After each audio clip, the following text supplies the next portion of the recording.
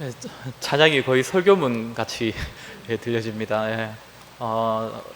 저와 여러분이 이 땅의 희망이라고 합니다.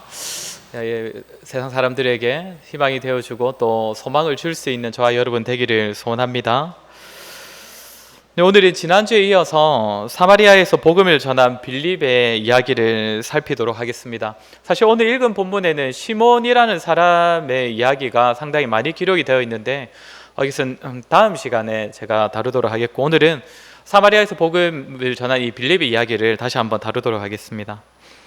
스데반의 고난으로 인하여서 여러 지역으로 흩어진 이 예루살렘 교회 성도들은 단순한 피난자, 단순한 도망자의 모습이 아니라 파송된 선교사가 되어서 복음을 전하는 모습을 보였다고 했습니다. 즉 고난과 핍박이 하나님 나라의 확장으로 이어지는 사람으로서는 헤아릴 수 없는 그 하나님의 섭리가 나타났던 것입니다. 그리고 우리가 살핀 이 빌립의 복음 전도는 장애를 뛰어넘는 전도였습니다. 유대인들과 원수된 사이였던 이 사마리아의 복음을 전하였고, 또한 이미 시몬이라는 사람을 통해 그들의 신앙의 뿌리와 문화가 깊게 자리 잡혀 있는 그 지역이었음에도 빌립이 그곳에서 복음을 전했고, 그 복음을 통해 사마리아 사람들이 복음을 받아들이는 그런 일들이 일어났던 것입니다. 오늘은 지난주에 이어서 빌립과 사마리아의 이야기를 살피도록 하겠습니다. 빌립을 통해 사마리아의 복음이 전해졌다는 이 소식을 들은 예루살렘 교회에서는 사도들을 파송을 했습니다. 아마도 두 가지 마음이 들지 않았나 생각이 듭니다. 하나는 어떻게 사마리아도 복음을 받아들일 수가 있는가? 여전히 사마리아에 대해서 안 좋은 감정들, 또 편견을 가진 사람들은 사마리아가 복음을 받았다는 그 사실을 듣고 한편으로 놀라고 또 의심하기도 했을 것 같습니다.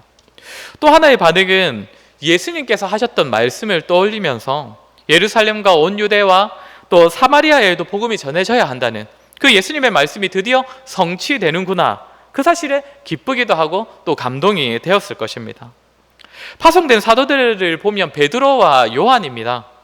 당시 사도들 중에 가장 유명하고 또 권위 있는 사도였던 베드로와 지난주에도 말씀드렸다시피 한때는 예수님께 불을 내려서 사마리아를 멸하여 달라 그렇게 빌었던 요한이 지금 파송이 된 것입니다.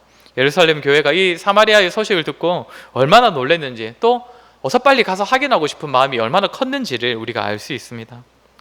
사마리아로 내려갔던 이 베드로와 요한은 사마리아인들이 빌립을 통하여 예수님을 영접하고 또 세례를 받았음을 확인하고는 15절부터 보시면 이 두 사람이 사마리아 사람들에게 그 성령 받기를 기도하고 안수하니까 성령의 역사가 일어났다고 합니다.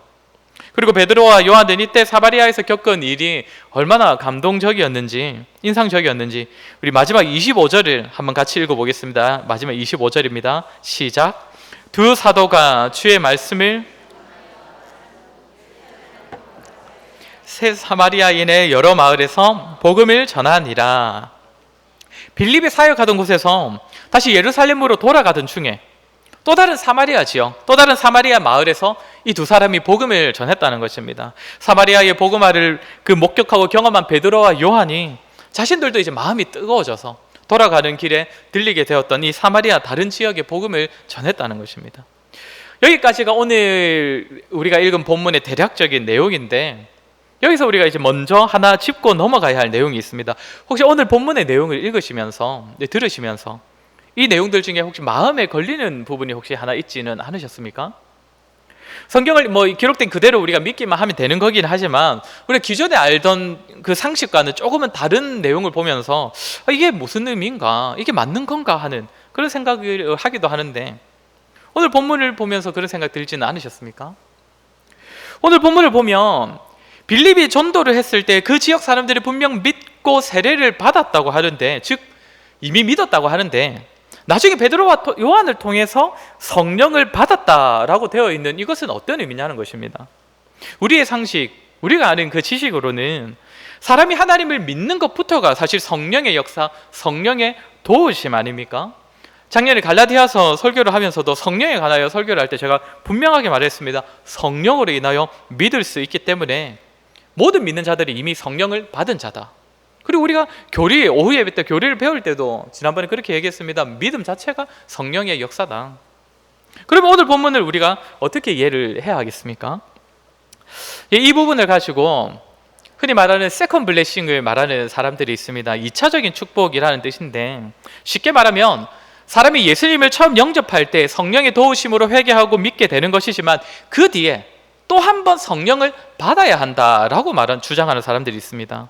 처음 그 회개하고 영접할 때보다 더 강력하고 눈에 띄게 또 화려하고 사람들에게 뭔가 드러나는 현상으로 나타나는 뭔가 강한 성령의 역사가 반드시 있어야 한다라고 주장하는 사람들이 있습니다. 그 현상을 이제 세컨 블레싱이라고 부릅니다. 그래서 이런 주장을 하는 사람들은 성도가 세컨 블레싱을 경험해야 성도다워질 수 있다라고 말을 합니다. 그것을 필수라고 말합니다. 그래서 오늘 우리가 읽은 이 본문도 그 세컨 블레싱을 뒷받침하는 성경 본문으로 그렇게 여깁니다. 주로 우리가 오순절 계통이라고 말하는 사람들이 이런 주장을 합니다. 여러분 어떻게 생각되십니까? 딱 들어도 좀 아닌 것 같다라는 생각이 들지 않습니까? 우리가 이미 경험해서 알고 있지 않습니까? 믿음 이후에 사실 뭔가 세컨 블레싱과 같은 비슷한 경험을 했다 하더라도 그것이 뭔가 반드시 있어야 하는 필수적인 요소라든지 아니면 반드시 눈에 띄는 그런 화려한 현상으로만 드러나는 것은 아니라는 것, 다들 그 정도는 다들 알고 계시고 분별을 하실 것입니다. 자, 그러면 우리의 입장, 우리가 받아들이는 개혁주의 노선에서는 이 본문을 어떻게 그렇게 해석을 할까요? 우리는 세컨 블레싱을 인정하지 않기 때문에 이 구절을 해석할 때에 성경 전체의 가르침 안에서 해석하려고 하는데, 여기에서도 크게는 두 가지 관점이 있습니다. 그중 하나는 좀 소수인들이 주장하는 의견인데, 오늘 본문에서 빌립이 복음을 전하고 그것을 믿고 세례를 받았을 때에는 사마리아 사람들이 진심으로 믿지는 않았다라고 보는 사람들이 있습니다. 그래서 나중에 베드로와 요한이 와서 그들에게 안수했을 때에 그들이 진짜로 믿고 회개를 했기에 그때 성령님께서 임하신 것이다 라고 말하는 사람들이 있습니다. 그런데 사실 이것도 좀 우리가 받아들이기 힘든 이유가 무엇이냐면 8장 5절에서 빌립이 그리스도를 백성에게 전파하니라고 할 때 이 전파라는 단어와 또 12절에서 빌립이 하나님 나라와 및 예수 그리스도의 이름을 관하여 전도함을 그들이 믿고 라고 할 때 이 전도라는 이 두 단어는 둘 다 성경에서 복음을, 예수 그리스도의 복음을 전한다라고 할 때 사용되는 표현입니다. 그러니 빌립은 제대로 된 복음을 전했다는 것이고 받아들인 사마리아인들도 제대로 된 복음을 듣고 믿었다는 것입니다. 그러니 그들의 믿음이 가짜나 뭔가 형식적인 믿음이었다 이렇게 받아들일 수는 없다는 것이죠. 그렇게 우리 측 입장에서도 대부분은 칼빈의 가르침, 그 칼빈의 견해를 따릅니다. 뭐라고 하느냐면 먼저 사마리아 사람들이 복음을 받아들였을 때에 그들이 믿고 세례를 받았다는 것은 이미 그들이 성령을 받은 것이다 라는 것을 가장 크게 먼저는 전제를 합니다. 우리 갈라디아서 3장 2절을 한번 같이 읽어보도록 하겠습니다. 갈라디아서 3장 2절입니다. 시작. 내가 너희에게서 다만 이것을 알려 하노니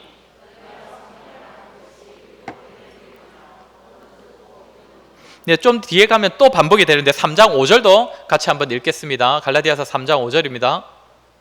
5절 갈라디아서 3장 같이 읽겠습니다.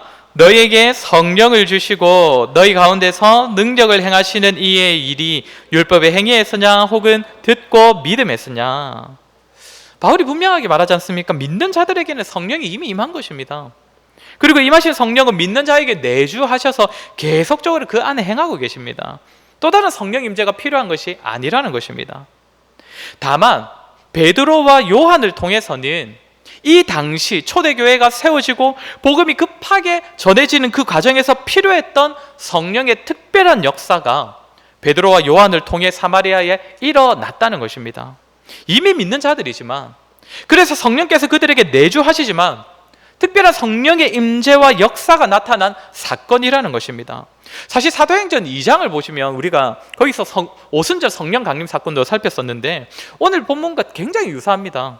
이미 믿는 자들이 모여서 기도할 때에 성령께서 특별하고 강력한 역사로 임재하셨던 것처럼 사마리아도 그 성령을 경험했다는 것입니다. 이런 성령의 강력한 임재가 마치 세컨 블레싱과 비슷하게 보여질 수도 있지만 분명하게 다릅니다. 그들이 말하는 것은 믿음 이후에 다시 한번 성령이 오셔야 한다, 다시 한번 성령을 받아야 한다, 그것이 필수다라고 말하는 것이지만 우리는 그것을 인정하지 않습니다. 그리고 그들은 눈에 보여지고 뭔가 나타나는 현상으로 증명되는 성령의 역사만을 주장하지만 우리는 그런 성령의 역사도 인정하면서도 세미한 음성으로 다가오시는 성령의 역사도 우리는 믿고 인정을 합니다. 오늘 설교의 전반부에서 제가 이 이야기를 이토록 길게 말하는 이유는 정말 오해가 생기기 쉬운 부분이기 때문입니다. 오늘날도 보이는 현상을 중요시하고 남들에게 나타나는 성령의 역사가 나에게도 반드시 있어야 한다고 여기는 사람들이 많이 있기 때문입니다. 그것을 필수처럼 여기기도 합니다. 그러나 사랑하는 성도 여러분, 그리스도를 믿는 저와 여러분, 우리에겐 이미 성령님께서 내주하십니다. 함께 하십니다. 눈에 보이지 않는 하나님, 우리가 직접 경험해 본 적 없는 이 말씀들, 세상 사람들은 다 신화라고 말하고 전설이라고 말하고 동화라고 말하는 이 성경의 이야기들, 그리고 이 땅이 아니라 장차 임할 그 하나님 나라에 대한 소망을 가지고 살아가는 우리, 여러분, 세상의 눈으로 본다면, 인간의 눈으로 본다면 이 말도 안 되는 존재와 말도 안 되는 이야기를 믿는 우리가 정상으로 보이겠습니까? 절대 상식적이지 않을 것입니다. 그런데 어떻게 우리는 이것이 믿어지는 것입니까? 그분을 믿는 믿음으로 물건을 바치기도 하고 시간을 헌신하고 우리의 마음을 쏟아놓고 말씀과 기도의 자리로 나아가는 우리는 어떻게 된 것입니까? 성령의 역사라고 밖에는 우리가 말할 수 없는 것입니다. 우리가 그분을 믿는다는 사실이 성령의 가장 큰 역사이고 우리가 경험할 수 있는 최고의 성령의 임재입니다. 절대로 남들이 경험했다는 성령의 현상이 나에게 없다고 해서 스스로를 믿음 없는 자로 의심하지 마시고, 아직 내가 제대로 안 믿은 것인가 불안해하지도 마시기 바랍니다. 흔들리지 마십시오. 성령의 도우심이 없었으면 우리는 이 자리까지 올 수도 없었습니다. 그러나 또한 말씀드리고 싶은 것은 우리 안에 내주하시는 성령님, 우리에게서 능력을 행하시는 성령의 역사를 사실상 우리는 언제든지 사모해야 한다는 것입니다. 아직 우리에게는 없는 성령님을 찾고 부르라는 것이 아닙니다. 우리 안에 계신 성령님을 찾고 부르고 나에게서 그분이 드러나시도록 자기 자신을 죽이는 그 삶을 사모하라는 것입니다. 흔히 말하는 성령 충만을 바라고 사모해야 한다는 것입니다. 우리 안에 계신 성령님께서 충만하셔서 이제는 우리 밖으로까지 차고 흘러넘치는 그 삶을 사모하고 바라야 한다는 것입니다. 우리는 보수적인 고신교단이니까 그런 거 다 필요 없어, 절대 그렇지 않습니다. 그것은 교만입니다. 성령의 도우심 없이도 살 수 있고 성령 충만이 별 필요 없는 것처럼 여기는 모습은 분명 잘못된 것이죠. 성경의 기록 외에도 실제 교회의 역사 가운데 우리 성령 하나님의 실제적인 역사가 나타난 수많은 사건들이 있습니다. 종교개혁 시대에는 말할 것도 없고, 요즘 우리 책 모임에서 루터에 관한 이야기를 읽고 있는데 루터 역시 정말 참 성령의 사람이었습니다. 조지 히필드라는 사람의 이름 한 번쯤은 들어보셨을 것입니다. 영국의 유명한 신학자이자 설교자인데, 이 사람이 같은 시대에 미국의 또 유명한 신학자이고 설교자였던 조나단 에드워즈의 초청을 받아서 설교를 하러 갔던 적이 몇 번 있었는데, 그때의 기록을 한번 살펴보면 히필드가 강단에 서서 설교를 하려고 하는데 자기가 설교할 필요가 없다고 여겨졌다고 합니다. 왜냐하면 이미 앉아있는 회중들이 정말 성령으로 충만해 있다는 것이 정말 뭔가 실제적으로 자기에게 다가왔다는 것이죠. 강력하게 느껴졌다는 것입니다. 그러니까 내가 이런 사람들에게 무슨 설교를 하겠나라는 생각이 들었다고 합니다. 여러분, 저와 여러분은 성령의 역사를 맹신해서도 안 되지만 성령을 구하는 것은 광신적이고 미신적인 것이라고 여겨서 멀리하고 부정해서도 안 됩니다. 우리도 성령의 도우심과 성령의 역사로 우리의 육신의 욕망을 제어하고 하나님께서 기뻐하시고 온전해 하시는 그 뜻대로 살고자 하는 열망이 있어야 합니다. 그런 삶은 절대 우리의 힘만으로는 안 되기 때문에 내주하시는 그 성령의 능력을 구해야 하는 것입니다. 저와 여러분, 이미 내주하신 성령에 대한 확신과 더불어서 그 성령님께서 우리의 삶에 충만하시기를, 우리의 삶의 능력으로 나타나시기를 사모하는 자들이 되기를 소원합니다. 그러면 여기서 또 하나 의문이 드는 것이 있는데, 하나도 안 궁금하신데 계속 의문이 든다고 하죠. 제가 계속 의문이 드는 것이 하나 더 있는데, 왜 이 성령의 역사가 그러면 왜 빌립으로는 불가능했냐는 것입니다. 사마리아 사람들이 성령을 받은 그 사건이 세컨 블레싱이 아니라는 건 이제 알겠고, 하지만 뭔가 특별한 성령 충만의 역사가 있었다는 것, 그것도 알겠는데, 그러면 그 역사가 왜 빌립을 통해서는 일어날 수 없었냐는 것입니다. 빌립이 복음을 전해서 믿는 자들이 많이 세워졌고 사람들이 세례를 받았다고 하는데 왜 성령의 역사는 베드로와 요한이 파송되어 그곳에서 안수했을 때라야 일어났느냐는 것이죠. 제가 말하니까 갑자기 궁금해지지 않습니까? 빌립은 안수를 안 했고 17절의 기록처럼 베드로와 요한은 안수를 했기 때문에 성령이 임한 것일까요? 뒤에 가보면 나중에 우리가 잘 아는 그 베드로가 고넬료 집에 가서 이제 설교를 하는 그 내용이 있지 않습니까? 우리가 흔히 이방인의 첫 선교 이렇게도 표현을 하는데 그 고넬료 가정에 성령께서 임하실 때엔 어떻게 임하냐면 베드로가 안수를 했던 것이 아닙니다. 그냥 베드로는 말씀만 전했습니다. 베드로가 그냥 설교를 했는데 그 가정에 성령께서 임하셨다라고 합니다. 그러니까 오늘 사건도 그 안수라는 행위에 달려있는 것은 아니라는 것입니다. 그러면 빌립은 그냥 집사였고, 그러니까 흔히 말하는 평신도였고, 베드로와 요한은 사도였으니까, 사역자였으니까 그런 역사가 일어난 것인가? 우리가 분명하게 기억할 것은 성령의 역사는 절대 사람에게 달려있는 것은 아니라는 것입니다. 우리가 이미 잘 알고 있지만 사람을 통하여서 드러나긴 하지만 사람에 따라 그 사람에게 성령이 매여 있는 것은 절대 아닙니다. 어떤 사람이 안수하면 무조건 성령이 임하고 역사가 일어나고 그런 것이 아니라는 것입니다. 예전에 제가 어떤 영상을 봤는데 흑인 그 목사가 어떤 성령 집회라고 집회하는데 계속 장풍을 쏘더라고요. 막 뭔가 장풍을 쏘니까 굉장히 큰 교회인데 위에 앉아있는 성도들이 막 이쪽으로 쏘니까 저쪽 분들이 다 넘어가고 저쪽으로 쏘니까 저쪽 분들이 다 넘어가고, 제가 그것이 진짜고 가짜고 그거는 모르겠고, 그걸 떠나서 저는 그렇게 마치 성령을 사람이 부리듯이 마치 뭔가 도구화 시키듯이 막 이렇게 보이는 모습, 저는 별로 안 좋은 것 같습니다. 성령님도 하나님이신데 성령의 도구로 쓰임받는 게 사람이지 거꾸로가 아니지 않습니까? 분명한 것은 사람 때문에 성령의 역사가 좌우되는 것은 아니라는 것입니다. 그러면 왜 베드로와 요한이어야 했느냐? 중요한 것은 이 두 사람이 예루살렘 교회로부터 파송된 자라는 사실입니다. 그것이 핵심입니다. 사도냐 아니냐, 안수를 했느냐 아니냐가 아니라 먼저 세워졌던 예루살렘 교회로부터 파송된 사도들을 통하여 사마리아에도 예루살렘과 동일한 사건이 일어났다. 이것이 이 사건의 핵심이라는 것입니다. 지난주에도 말씀드렸다시피 예루살렘과 사마리아의 관계는 매우 좋지 않았습니다. 동일한 하나님을 믿었지만 수백 년 동안 따로따로 존재해 왔습니다. 따로따로 신앙생활을 하고 따로 예배를 드렸습니다. 성전도 각자 따로 가지고 있었습니다. 성경도 사마리아 교회는 아니죠. 그때는 사마리아인들은 모세오경만 똑같고, 그렇게 시간이 흐르면서 같은 하나님을 믿어도 마치 다른 종교가 존재하는 것 같은 모습을 띠게 되었다는 것입니다.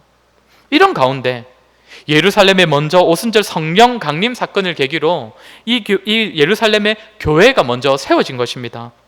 이제는 하나님의 참 백성이 교회라는 공동체로 세워지기 시작한 것입니다. 시간이 지나서 빌립을 통해 사마리아에도 복음이 전해졌습니다. 믿고 세례받는 자들이 세워졌지만 오순절 성령 강림 같은 그 사건은 없었기 때문에 아직까지 사마리아는 그들의 공동체가 교회로 세워지지는 않았던 것입니다. 만약에 빌립이 복음을 전했을 때에 모든 일들이 다 일어나 버렸다면, 성령 강림 같은 사건까지 다 일어나 버렸다면, 그래서 사마리아에도 교회까지 세워져 버렸다면 또다시 사마리아는 예루살렘과는 전혀 아무 상관없는 각각의 교회로 존재하게 될 수밖에 없었을 것입니다. 유대인과 사마리아인들의 관계처럼 예루살렘 교회와 사마리아 교회는 각각 따로 같은 하나님을 믿고 같은 신앙을 고백하고 같은 예수님을 믿어서 교회가 세워졌어도 마치 두 종교가 존재하는 것 같았을 것이라는 얘기입니다. 그러나 보십시오. 예루살렘 교회에서 가장 권위 있는 두 사도가 파송되었고 그들로 말미암아 오순절 성령 강림 사건과 동일한 사건이 사마리아에도 일어난 것입니다. 예루살렘 교회 사도들로 말미암아 사마리아의 신앙 공동체가 동일한 성령 하나님을 경험했고 그로 인하여서 교회 공동체가 세워졌으니 사마리아에 세워진 교회는 예루살렘 교회와 다르지 않다. 이것이 확인되었다는 것입니다. 베드로와 요한이 있었기 때문에 더 구체적으로 예루살렘 교회에서 파송된 사도들이 있었기 때문에 예루살렘과 사마리아의 교회가 다르지 않다는 사실이 확인된 것입니다. 다른 지역, 다른 사람들이 세우는 공동체이지만 한 하나님을 믿는 신앙 공동체는 하나의 교회임을 확인시켜주는 사건이 바로 이 사마리아의 성령 강림 사건입니다. 이 일을 위하여 예루살렘 교회에서 파송된 자들이 사마리아의 사람들이 성령을 받는 데에 쓰임을 받았던 것입니다. 에베소서 4장 3절을 우리 한번 같이 읽도록 하겠습니다. 에베소서 4장 3절입니다. 읽겠습니다. 시작.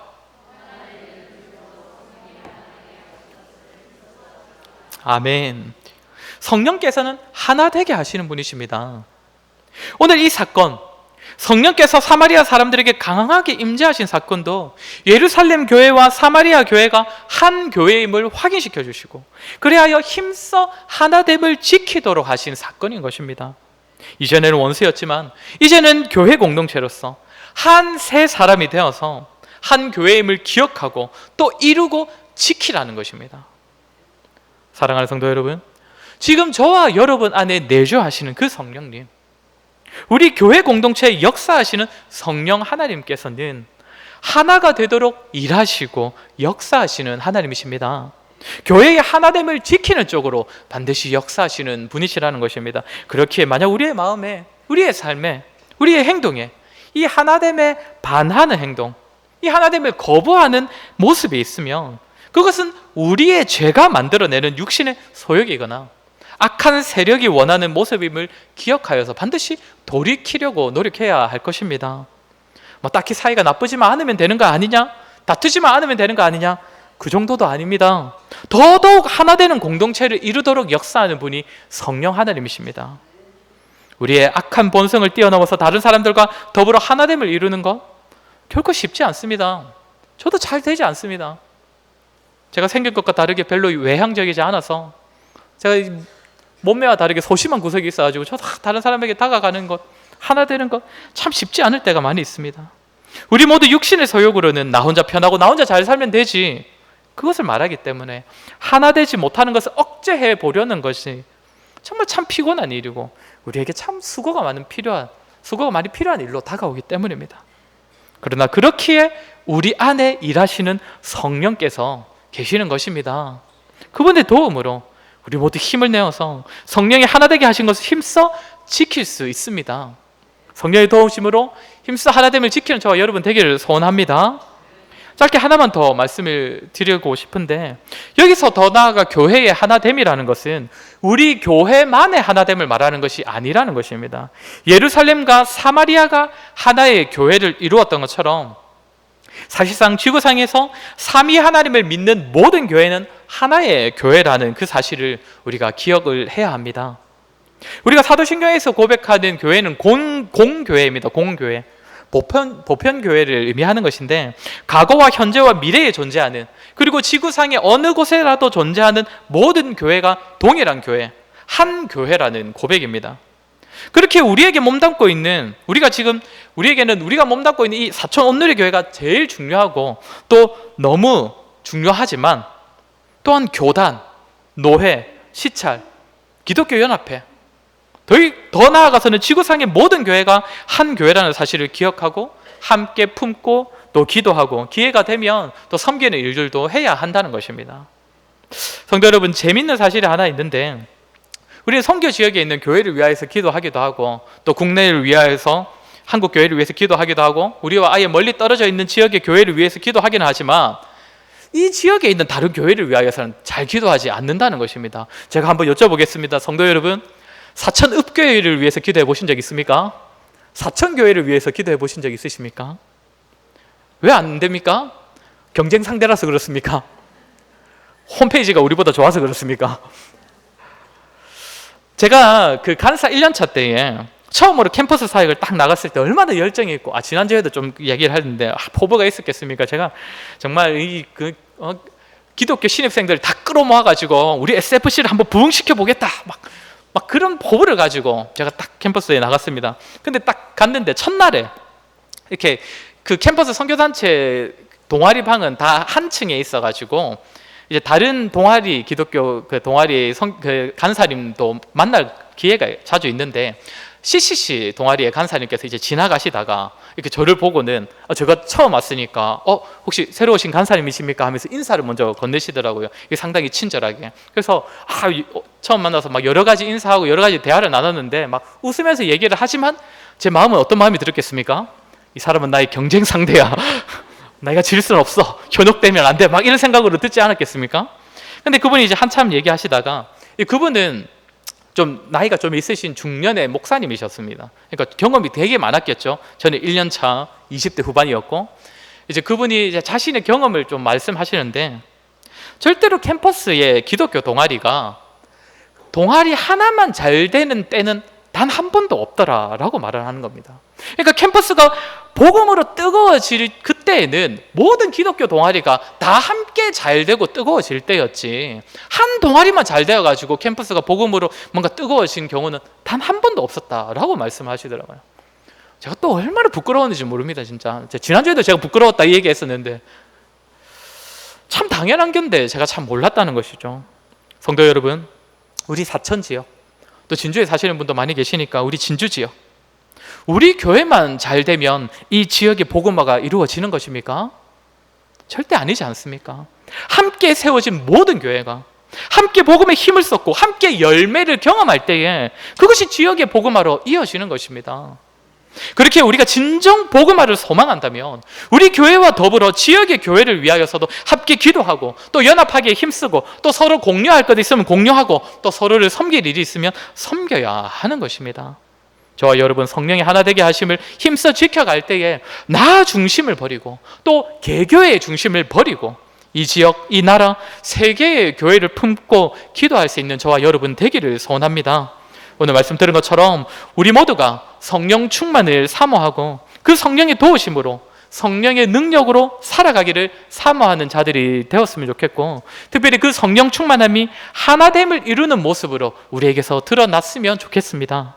특별히 우리 교회의 하나됨 그리고 이 지역을 위한 하나됨 세계 교회가 한 교회임을 기억하여 품고 기도하고 하나됨을 힘써 지키는 우리 모두가 되기를 주의 이름으로 간절히 소원합니다.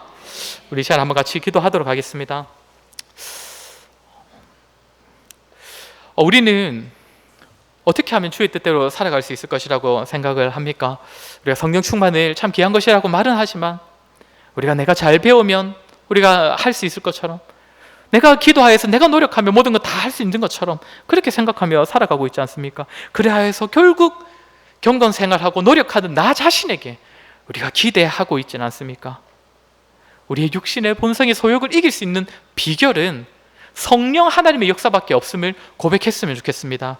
우리 이 시간에 기도할 때 하나님 성령 충만함을 사모하는 우리가 되게 하여 주시옵소서. 내 안에 계신 그 성령을 사모하여서 나 자신의 고집과 욕심과 나의 그 자아를 다 죽이고 성령 하나님께 나의 생각과 나의 마음을 맡겨드림으로써 성령 충만한 삶을 살아갈 수 있는 우리가 되게 하여 주시옵소서. 특별히 그 성령의 도우심으로 말미암아 하나됨을 이루는 우리가 되게 하시고 우리 교회가 되게 하시고 이 지역의 교회가 되게 하여 주시옵소서. 정말 우리 이 시간에 들은 말씀을 기억하며 우리 한번 같이 기도하도록 하겠습니다. 기도하겠습니다. 좋으신 하나님